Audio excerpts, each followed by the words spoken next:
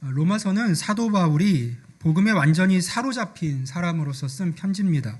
1장에서 바울은 내가 복음을 부끄러워하지 아니하노니라고 고백을 하면서 이 복음이 모든 믿는 자들에게 구원을 주시는 하나님의 능력이다라고 선언을 했습니다. 그런데 이 복음이 도대체 왜 모든 사람에게 필요한 걸까요? 바울은 그 이유를 분명하게 밝혔습니다.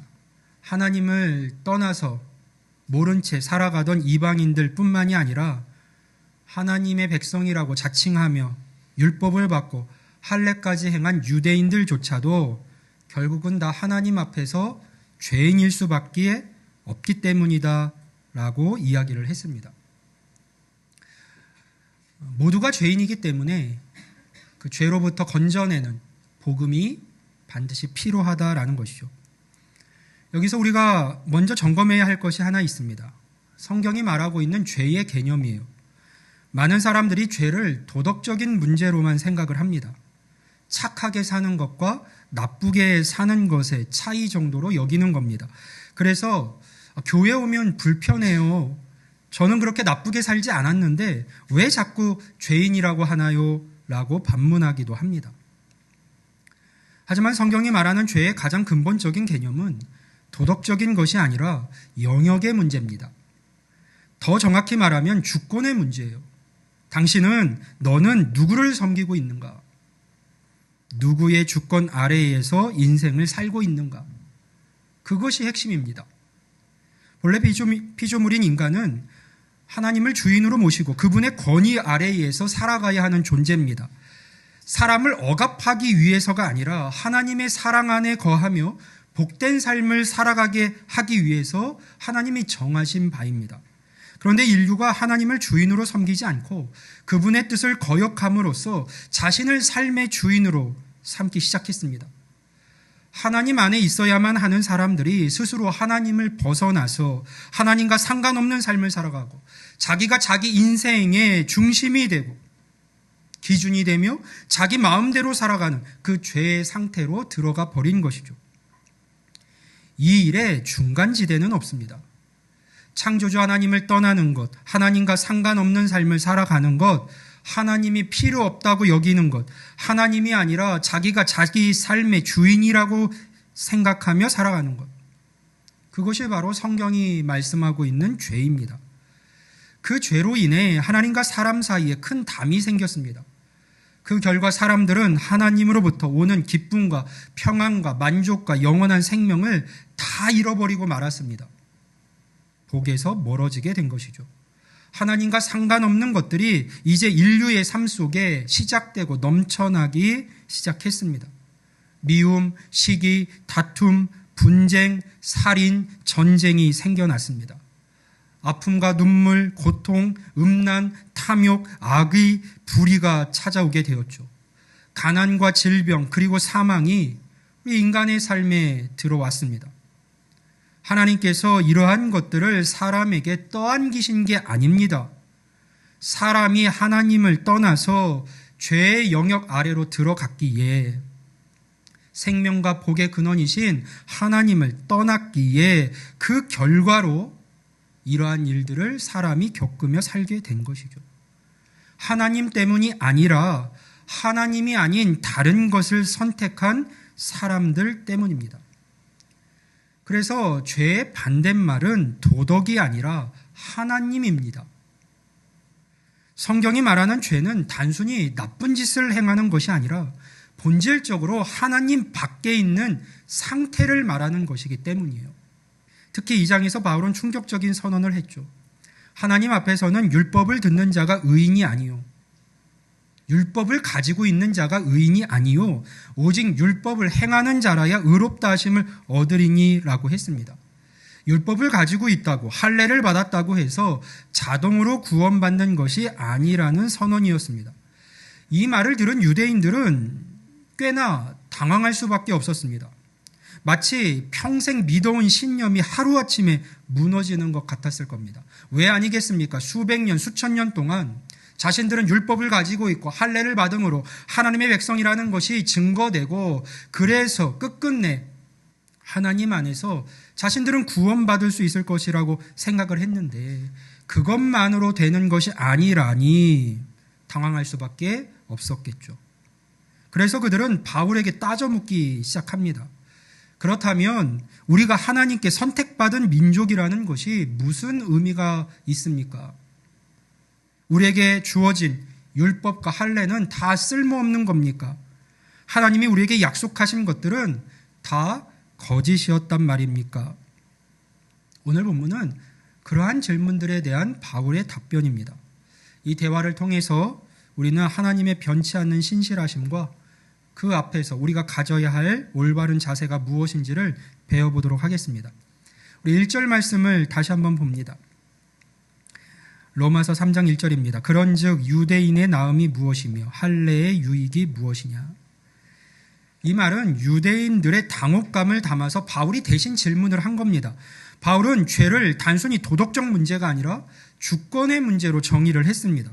그리고 모든 사람들이 하나님의 주권을 거부하고 죄의 영역 아래에 있다고 선언을 했습니다. 하나님이 왕 되신 삶이 아니라 자기 자신이 왕된 삶, 하나님이 중심이고 기준인 삶이 아니라 자기가 중심이고 기준인 삶을 모두가 살고 있다는 것이죠. 그 일에 있어서는 유대인도 예외가 아니라는 것입니다. 지금까지 바울의 논리에 따르면 율법을 가진 것도 할례를 받은 것도 아무 소용이 없다는 결론에 이르게 됩니다. 그러니 유대인들의 입장에서는 자신들이 가진 그 모든 특권이 도대체 무슨 소용이냐라는 질문이 나올 수밖에 없는 것이죠. 그런데 바울은 2절에서 그러한 질문들 앞에 의외의 대답을 합니다. 2절 말씀을 보면요. 범사에 많으니 우선은 그들이 하나님의 말씀을 맡았음이니라. 아멘. 도대체 그렇다면 유대인으로 사는 것이 율법 아래에 살아가는 것이 하나님의 백성된 자의 징표로 할례를 행하는 것이 도대체 무슨 유익이 있습니까? 라는 당혹스러운 질문 앞에서 바울은 그 유익이 범사에 많다라고 말을 했습니다. 범사에 모든 면에서 유익이 있다는 것이죠. 바울은 유대인들이 가진 그 특권을 무가치하다고 말하지 않았습니다. 맞아, 그거 다 소용없는 거야 라고 이야기하지 않은 것이죠. 오히려 그 반대였습니다. 왜 그럴까요? 그들이 받고 맡은 것이 다른 것이 아니라 세상의 그 어떤 것이 아니라 바로 하나님의 말씀이었기 때문이에요. 하나님의 말씀을 가지고 있다는 것은 온 우주 만물을 조성하신 하나님이 누구신지, 그래서 우리가 어떻게 살아야 하는지, 구원의 길이 무엇인지를 아는 것입니다. 그렇다면 죄에 매이고 죄 아래에서 이유도 모른 채 신음하며 살아갈 수밖에 없었던 이들에게 그거보다 더 큰 은혜, 더 큰 특권이 어디에 있겠습니까? 길을 잃고 헤매고 있을 때, 어디로 가야 할지 알 수 없을 때, 아니 내가 지금 헤매고 있다는 사실조차도 인지하고 못하고 있을 때 정확한 지도와 나침반을 가지고 있다면 그것보다 더 소중한 것이 없을 겁니다. 다른 사람들은 어디로 가야 할지 몰라서 방황에 방황을 거듭하고 있는데 나만 정확한 길을 알고 있다면, 어디로 가야 할지를 알게 되었다면 그보다 더 큰 유익이 어디 있겠습니까? 영적인 면에서 생각해 보면 더욱 그러한 거예요. 세상 사람들은 인생의 의미가 무엇인지, 어떻게 살아야 하는지, 죽음 너머에 무엇이 있는지 알지도 못하고 알고 싶어 하지도 않고 그러한 일들이 있을 것이라는 것에 대한 인정도 하지를 못합니다. 하지만 하나님의 말씀을 가진 사람은 이 모든 질문에 대한 답을 가지고 있습니다. 하나님이 창조주이시고 우리는 그분의 형상으로 지음을 받았으며 죄로 인해 끊임없이 신음하다 죽을 수밖에 없었던 우리에게 예수 그리스도를 통해서 구원의 길이 열렸다는 것을 우리는 압니다. 더 나아가 하나님의 말씀은 단순한 정보가 아니라 생명의 말씀입니다. 죄의 주권 아래에 있었던 사람을 하나님의 주권 아래로 옮겨주는 능력이 있습니다. 어둠에서 빛으로, 사망에서 생명으로 인도하는 놀라운 능력이 그 말씀 가운데 담겨 있는 것이죠. 바울이 이야기한 것 중에 주목할 표현이 하나 있습니다. 하나님의 말씀을 맡았다라는 표현이에요. 맡았다는 것은 단순히 소유하고 있다는 뜻이 아닙니다. 맡겨졌다는 것은 책임이 따른다는 의미예요. 회사에서 중요한 프로젝트를 맡았다고 생각해 보세요. 그것은 그 그룹 안에서 인정받았다는 뜻이기도 하지만 또 한 번의 기회를 얻었다는 뜻이기도 하지만 동시에 그만큼 더 큰 책임을 져야 한다는 의미이기도 합니다. 기대했던 성과를 내지 못한다면 아마도 더 큰 책망을 받게 되겠죠. 성경에서 맞다라는 표현이 사용될 때는요, 항상 청지기 정신이 강조됩니다. 청지기는 주인의 재산을 관리하는 사람이에요. 그 재산이 자신의 것이 아님을 알고 주인의 뜻에 따라서 충성스럽게 관리해야 할 의무와 책무가 있습니다. 그런데 유대인들의 문제가 바로 여기에 있었습니다. 진작에 하나님의 말씀을 가지고 있었음에도 불구하고 그 말씀과는 전혀 상관없는 삶을 계속해서 살아왔던 것이죠. 안내해야 할 지도와 나침반을 가지고도 계속해서 끊임없이 엉뚱한 길을 걸어온 겁니다. 길을 알기에 안내해야 할 사람이 엉뚱한 길로 가버린다면 그것은 길을 모르는 사람보다 더 큰 책임을 져야 하는 일이 아니겠습니까? 예수님도 이런 원리를 분명하게 말씀을 하셨습니다. 무릇 많이 받은 자에게는 많이 찾을 것이요 많이 맡은 자에게는 많이 달라 할 것이니라. 누가복음 12장 48절에서 하신 주님의 말씀이에요. 특권이 클수록 책임도 크다는 것입니다. 이 말씀이 오늘 우리에게 주는 교훈이 무엇일까요? 우리 역시 하나님의 말씀을 가지고 있는 특권을 누리고 있죠. 성경을 언제든지 읽을 수 있고 말씀을 들을 수가 있고 그 말씀들을 통해서 하나님이 누구이신지를 알 수 있습니다. 언제든지 하나님의 뜻을 말씀 가운데, 기도 가운데, 성령 안에서 찾아볼 수도 있죠. 이것은 분명한 특권이며 모든 믿는 자들에게 큰 유익입니다. 그런데 이 특권에는 책임이 따릅니다. 어떤 책임이 따를까요?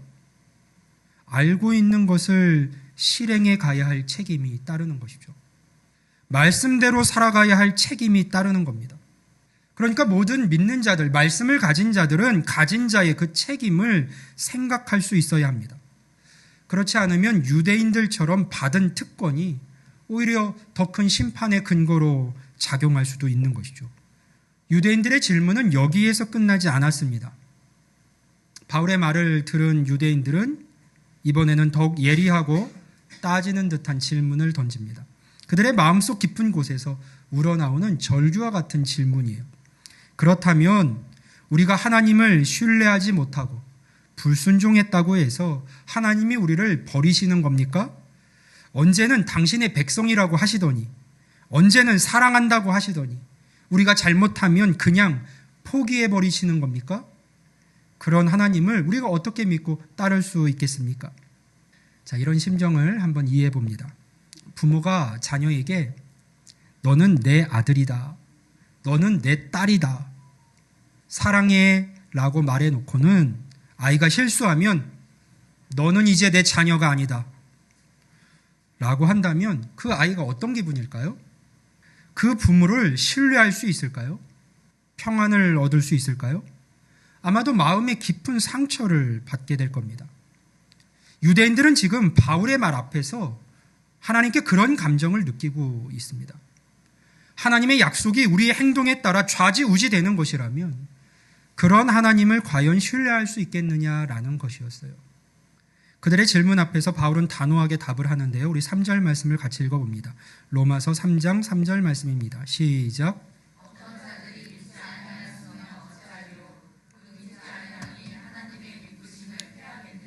아멘. 그 믿지 아니함이 하나님의 미쁘심을 패하겠느냐. 여기서 미쁘심은 신실하심, 신뢰할 만한 이라는 뜻을 가지고 있습니다. 원어로는 피스티스인데요. 이는 변함없는 충성심, 약속을 지키는 성품을 나타내는 단어입니다. 그러니까 바울이 말하고자 하는 것은 분명합니다. 사람이 아무리 불신앙하고 배신해도 그들을 향한 하나님의 신실하심은 결코 흔들리지 않는다는 것이죠. 하나님의 성품은 우리의 행동에 따라 변하지 않는다는 것입니다. 그 믿지 아니함이 하나님의 미쁘심을 패하겠느냐. 그 믿지 아니함이 하나님의 신실하심을 패하겠느냐? 자, 이 질문에 대한 답은 무엇일까요? 4절을 같이 볼까요? 그럴 수 없느니라. 사람은 다 거짓되되 오직 하나님은 참되시다 할지어다. 아멘. 우리가 매일같이 경험하는 일입니다. 사람들은 약속을 자주 어깁니다. 사랑한다고 했다가 마음이 금세 변하곤 하죠. 도와주겠다고 했다가 이내 등을 돌려버립니다. 우리 자신도 그렇죠.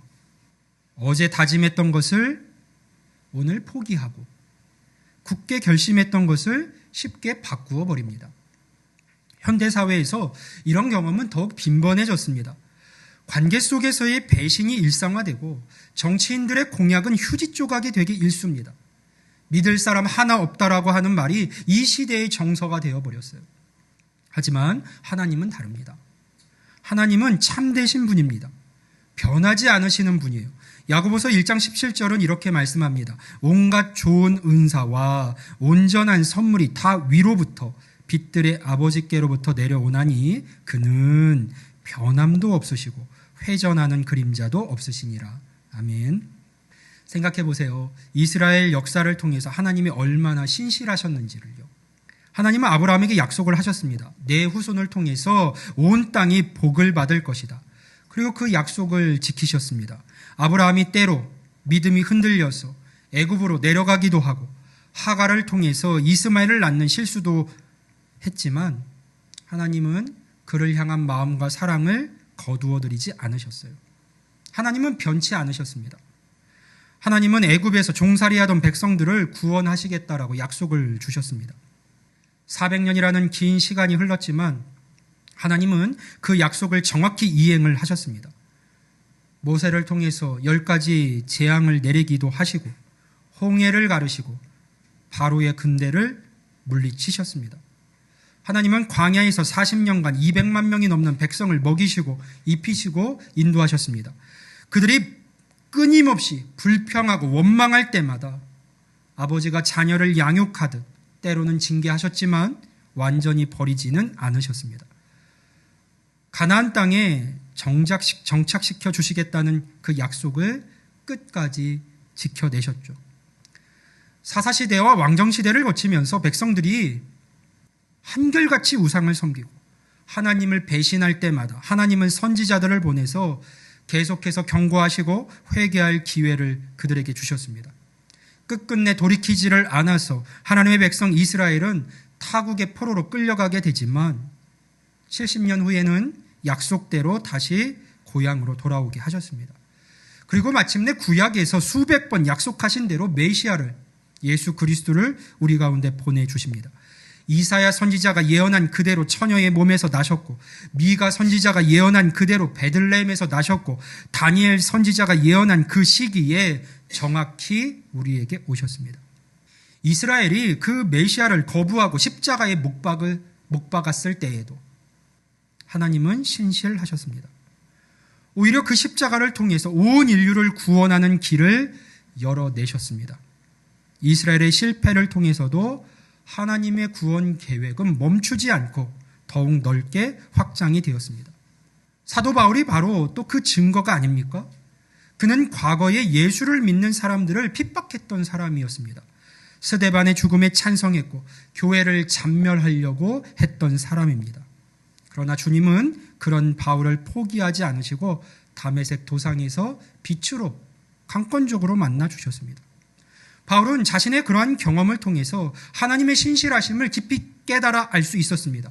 디모데후서 2장 13절에서 그는 이렇게 고백을 합니다. 우리는 미쁨이 없을지라도 신실하지 못할지라도 주는 항상 미쁘시니 자기를 부인할 수 없으시리라. 아멘. 바울은 오늘 본문 4절 후반부에서 시편 51편 4절에 다윗의 고백을 인용했습니다. 기록된 바 주께서 주의 말씀에 의롭다함을 얻으시고 판단받으실 때에 이기려 하심이라 함과 같으니라. 아멘. 다윗이 이 고백을 했을 때의 상황을 생각해 보세요. 그가 충신 우리아의 아내 밧세바를 범하고 우리아를 죽음으로 내몬 후였습니다. 나단 선지자가 그에게 와서 죄를 지적했을 때 다윗은 변명하거나 핑계하지 않았습니다.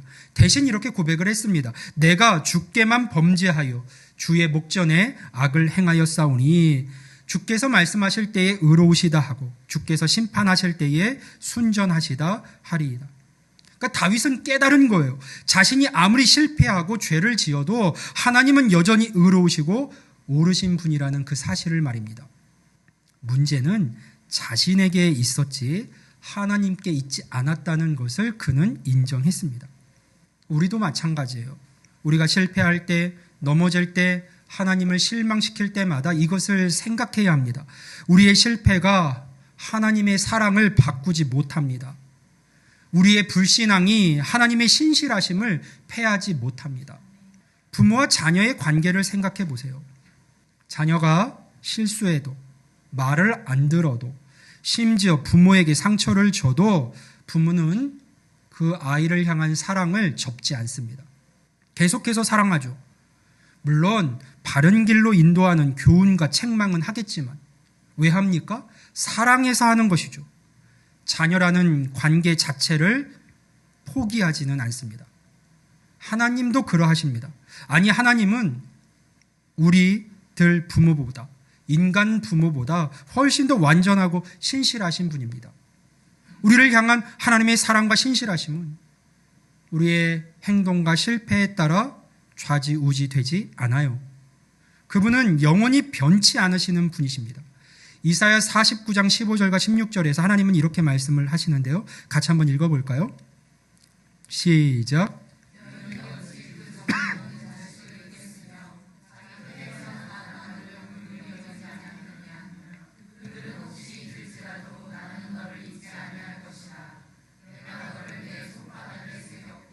아멘. 얼마나 감동적인 말씀입니까? 어머니가 자기 자식을 어떻게 잊을 수 있겠습니까? 그러나 우리는 사람이기에 혹 잊을 수 있다 할지라도 하나님은 결코 절대 우리를 잊지 않으신다는 것이에요. 우리의 이름을 손바닥에 새기셨다고 말씀을 합니다. 손바닥에 무엇인가 쓸 때는 어떤 이유에서 기록을 하는 겁니까?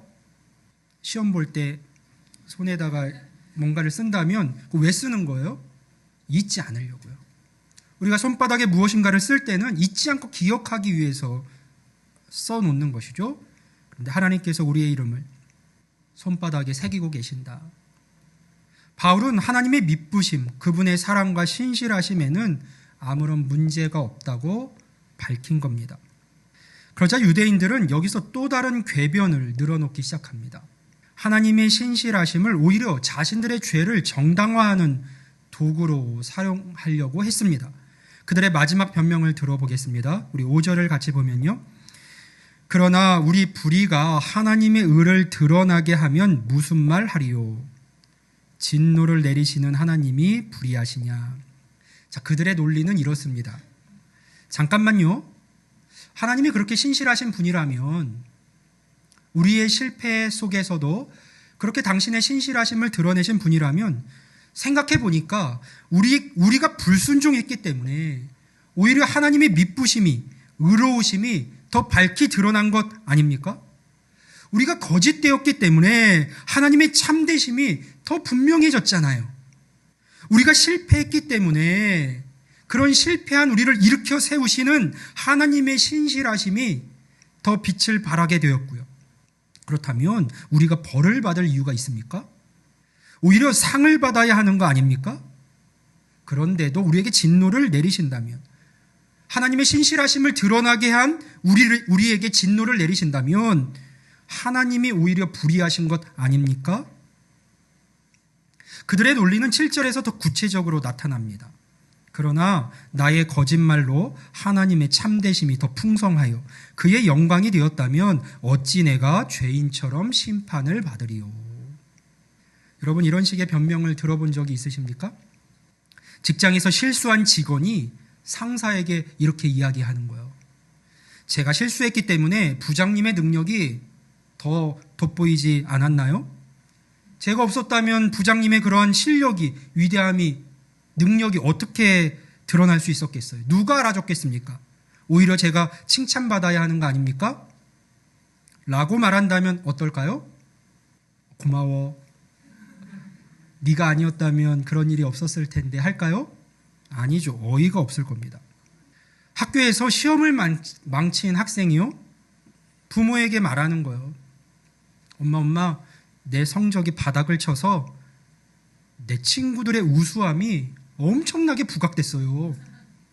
감사 인사를 받아야 하지 않을까요? 라고 한다면 어떨까요? 기가 막히겠죠. 하지만 유대인들은 진지하게 지금 이런 논리를 펼치고 있었습니다. 그들은 자신들의 죄를 인정하기보다는 그것마저도 하나님의 영광을 위한 것이었고, 그렇기 때문에 우리에게 어떤 잘못된 벌이, 정죄가, 심판이 오면 안 된다고 우기고 있었던 것이죠. 이런 논리가 왜 위험한지 생각을 해봅니다. 만약 이 논리가 맞다면 세상에 악이 많을수록 하나님의 선하심이 더 돋보이게 됩니다. 거짓말이 많을수록 하나님의 진실하심이 더 빛나게 됩니다. 그렇다면 우리는 의도적으로 죄를 지어야 하나님께 영광을 돌리는 것이 될 겁니다. 이것은 전혀 말이 안 되는 것이죠. 하나님은 거룩하신 분이시고 죄를 미워하시는 분이시니까요. 죄를 통해서는 결코 하나님께 영광을 돌릴 수가 없습니다. 더 나아가 이런 논리는 인간의 도덕성 자체를 파괴합니다. 선악의 구분이 모호해지고 모든 악행을 정당화할 수 있는 빌미를 제공합니다. 어차피 하나님의 영광을 위한 것이니까 라는 식으로 모든 것을 합리화할 수 있게 되는 것이죠. 무엇보다 이런 논리는 하나님을 모독하는 겁니다.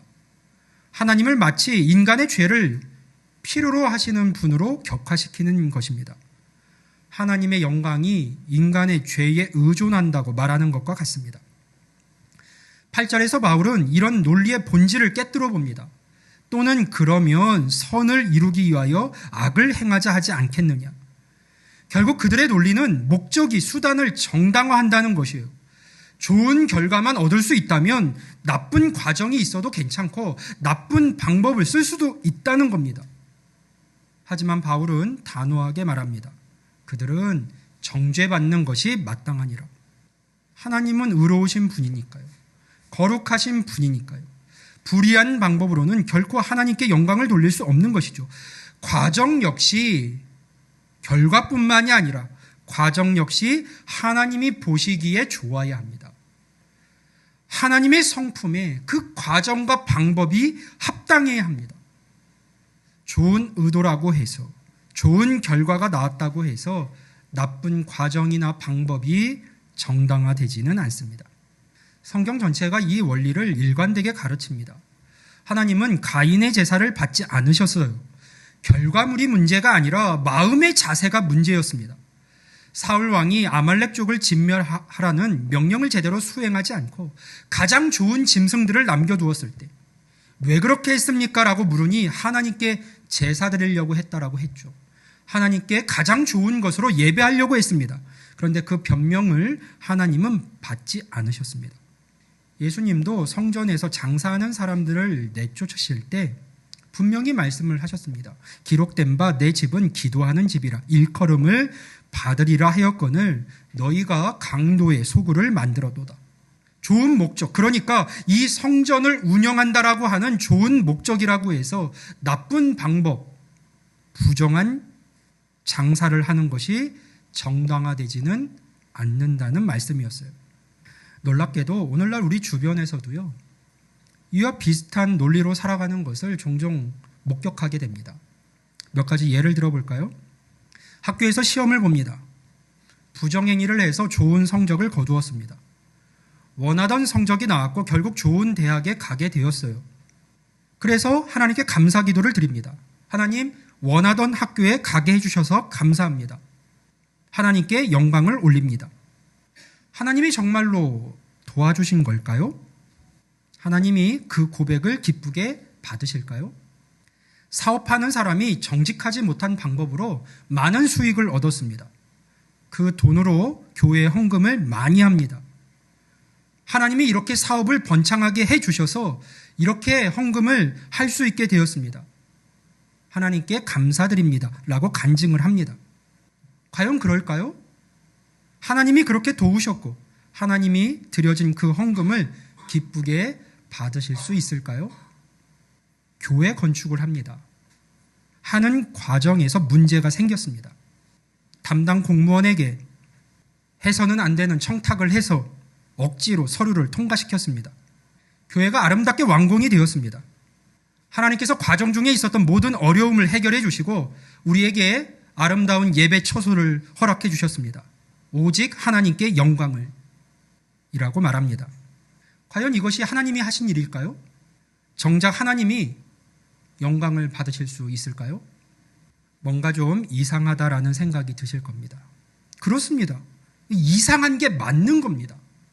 회사에서 횡령한 돈으로 부모님께 용돈을 드리면서 효도했다고 말할 수 없듯이 남의 지갑에서 꺼낸 돈으로 자선단체에 기부하면서 선행했다고 말할 수 없듯이 마약을 판 돈으로 교회에 헌금하면서 하나님의 일에 쓰였다고 말할 수 없듯이 다 말도 안 되는 이야기들입니다. 하지만 실제로는 많은 신자들이 삶에서 작고 큰 불법을 행하거나 하나님이 기뻐하시지 않는 일을 반복하면서도 내 삶이 조금 더 편안해지거나 내 마음이 즐거워지거나 세상적으로 풍요로워지고 일이 잘 풀리면 하나님이 은혜를 주셨다고 생각하고 그래도 괜찮다고 여기곤 합니다. 하나님의 뜻이 아니라 자기 원함과 욕심대로 해놓고는 도리어 하나님을 위해서 한 일이라고 당당히 말하곤 합니다. 도대체 그들은 하나님을 어떻게 알고 있고 어떻게 믿고 있는 것일까요? 하나님을 도대체 어떤 하나님으로 알고 또 믿고 있는 걸까요? 바울이 말한 대로 하자면 그들이 정죄받는 것이 마땅하지 않겠습니까? 우리는 하나님이 어떤 분이신지를 밝히 알아야 합니다. 그분이 기뻐하시는 것이 무엇인지를 생각해야 합니다. 사무엘상 15장 22절에서 하나님이 사무엘을 통해 하신 말씀을 기억하십시오. 여호와께서 번제와 다른 제사를 그의 목소리를 청종하는 것을 좋아하심같이 좋아하시겠나이까? 순종이 제사보다 낫고 듣는 것이 순양의 기름보다 나으니. 잠언 21장 3절은 이렇게 말합니다. 공의와 정의를 행하는 것은 제사 드리는 것보다 여호와께서 기쁘게 여기시느니라. 아멘. 하나님은 종교적 형식보다 정의로운 삶을 더 기뻐하시는 분입니다. 단순히 그게 옳아서가 아니라 하나님의 성품이 그러하기 때문이에요. 하나님이 그런 분이시기 때문입니다. 그래서 하나님은 이렇게 말씀을 하십니다. 호세아 6장 6절 말씀인데요. 같이 한번 읽습니다. 시작. 나는 인애를 원하고 제사를 원하지 아니하며 번제보다 하나님을 아는 것을 원하노라. 아멘. 나는 인애를 원하고 제사를 원하지 아니하며 번제보다 하나님을 아는 것을 원하노라. 하나님은 외적인 종교 행위보다 진실한 사랑과 하나님에 대한 참된 지식을 원하시는 분이라는 사실을 우리는 늘 기억하고 잊지 말아야 합니다. 유대인들의 궤변이 보여주는 가장 큰 문제는 자기 기만이에요. 그들은 자신들의 죄를 인정하기 싫어서 온갖 논리를 만들어내고 있었습니다. 변명과 핑곗거리를 계속해서 만들고 있었죠. 하지만 아무리 그럴듯한 논리를 만들어도 죄는 죄입니다. 현대의 그리스도인들도 마찬가지예요. 자신들의 잘못된 행동을 정당화하기 위해서 하나님의 뜻이라거나 하나님의 영광이라는 말을 남용하는 경우가 너무나도 많습니다. 그러나 하나님의 이름을 언급하고 빌린다고 해서 잘못된 것이 옳은 것이 되지는 않습니다. 이런 자기 기만은 영적으로 매우 위험합니다. 죄에 대한 감각이 점점 무뎌지고 양심이 화인 맞은 것처럼 될 수 있습니다. 부끄러운 일들을 행하면서도 부끄러운 줄도 모르게 됩니다. 자신뿐만 아니라 다른 이들도 그렇게 행하며 살아도 괜찮다고 말하게 됩니다. 결국 하나님과의 관계가 단절되고 진정한 회개의 기회를 잃게 되는 것이죠. 하나님은요, 결코 죄를 관가하시는 분이 아닙니다. 죄를 지어도 상관이 없는 것이었다면 자신의 독생자 예수를 십자가에 못 박아 죽이지 않으셨을 거예요. 그러나 동시에 하나님은 진실한 회개 앞에서는 언제나 용서의 손길을 내미시는 분입니다. 그러나 궤변과 변명으로는 하나님 앞에 설 수가 없어요. 만일 우리가 죄를 자백하면 그는 미쁘시고 의로우사 우리 죄를 사하시며 우리를 모든 불의에서 깨끗하게 하실 것이요. 성경은 그렇게 말씀합니다. 다윗이 밧세바 사건 후에 한 것처럼 우리도 솔직하게 인정을 해야 합니다. 모르는 척, 괜찮은 척 살아가는 것이 아니라 인정해야 돼요. 다윗처럼 내가 주께만 범죄하여 주의 목전에 악을 행하였사오니. 변명하지 말고 합리화하지 말고 솔직하게 자신의 죄를 인정하고 회개하는 것이 하나님 앞에 서는 유일한 길입니다. 그렇다면 어떻게 해야 우리가 진정으로 하나님께 영광을 돌리는 삶을 살 수 있을까요? 고린도전서 10장 31절은 이렇게 말씀합니다. 같이 한번 읽습니다. 시작.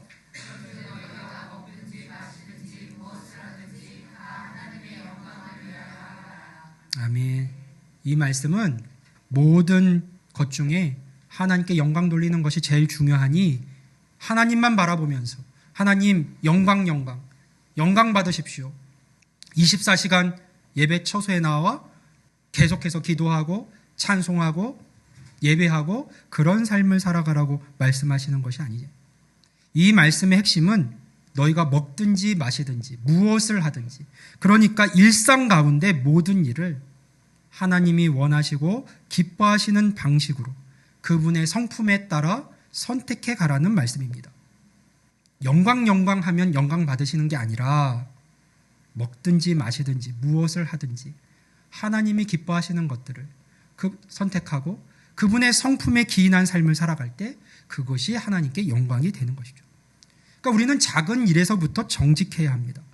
아무도 보지 않는 곳에서도 의로운 선택을 하십시오. 당장은 손해보는 것 같아도 하나님의 뜻에 맞는 방법을 선택해 가야 합니다. 그것이 진정으로 하나님께 영광을 돌리는 길입니다. 사랑하는 성도 여러분, 오늘 우리는 유대인들과 바울 사이에 치열한 논쟁을 통해서 중요한 진리들을 발견했습니다. 하나님의 말씀을 받고 맡은 자로서 우리에게는 그분의 뜻을 발견할 수 있는 특권이 있지만 그와 함께 책임도 있다는 것. 하나님은 우리의 실패와 상관없이 신실하신 분이라는 것.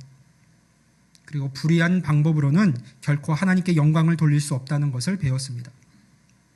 이 과정에서 우리가 잊지 말아야 할 사실이 하나 있습니다. 바울이 이토록 예리하게 유대인들의 궤변을 논박한 이유가 무엇일까요? 그들을 정죄하고 그들을 무너뜨리기 위해서 이렇게 한 것이 아닙니다. 오히려 그들이 진정한 복음 앞으로 나아오도록 하기 위해서 이러한 논쟁을 펼치고 있는 것이죠. 의사가 환자에게 정확한 진단을 내리는 이유는 그 사람을 절망시키기 위해서가 아닙니다. 올바른 치료를 받기 위해서입니다. 마찬가지로 바울도 모든 인간의 죄와 한계를 적나라하게 드러내는 이유는 이 말씀을 듣는 모든 이들로 하여금 예수 그리스도의 복음 앞으로 나아오게 하기 위해서입니다. 그렇다면 이 말씀 앞에서 이제 우리는 어떻게 살아야 할까요? 첫째로 겸손한 마음으로 하나님의 이 말씀을 받아들이십시오. 우리가 하나님의 말씀을 아는 것은 특권입니다. 그러나 그 특권이 그저 자랑거리가 되는 건 아니에요. 오히려 더 큰 책임감을 가지고 그 말씀대로 살아가려고 애쓰십시오. 아는 것과 사는 것을 일치시키는 삶을 추구하십시오.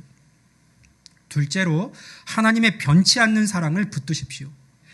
우리가 실패할 때, 넘어질 때, 실망스러울 때마다 이것을 기억하십시오. 하나님의 사랑은 우리의 행동에 따라 바뀌지 않습니다. 그분은 영원히 신실하신 분입니다. 이 확신 위에서 다시 일어나십시오. 셋째로 정직하고 의로운 방법을 사용하십시오. 좋은 목적이 있다고 해서 나쁜 방법이 정당화될 수는 없습니다. 하나님은 모든 과정도, 결과도, 방법도, 우리의 동기도 하나님의 그 뜻대로 진행되고 이루어지기를 원하십니다.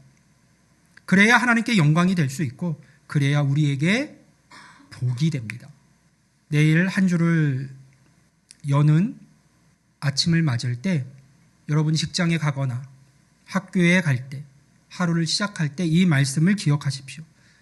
작은 선택의 순간마다 하나님의 말씀을 맡은 자로서 나는 어떻게 행동해야 할까? 그것을 물어보십시오. 여러 순간들, 상황들을 만나게 되겠죠. 그때마다 스스로에게 물어보는 거예요. 하나님의 말씀을 맡은 자로서 나는 어떻게 행동해야 할까? 어려운 상황에 처했을 때는 하나님의 신실하심을 붙드십시오. 그분은 결코 우리를 버리지 않으시는 분입니다. 그리고 유혹이 찾아올 때 이렇게 해도 결과만 좋으면 되지 않을까라는 생각이 들 때 단호히 아니다라고 말할 수 있기를 바랍니다. 하나님의 말씀을 맡은 자로서, 하나님의 신실하심을 경험한 자로서, 하나님의 의로우심을 아는 자로서 이번 한 주를 살아가시기 바랍니다. 하나님이 기뻐하시면 하나님이 이루십니다. 여러분의 삶을 통해서 하나님의 참되심이 드러나고, 여러분의 선택을 통해서 하나님의 의로우심이 증명되며, 여러분의 고백을 통해서 하나님의 신실하심이 선포되는 복된 한 주가 될 수 있기를, 우리의 인생이 될 수 있기를 주님의 이름으로 간절히 축원합니다. 아멘.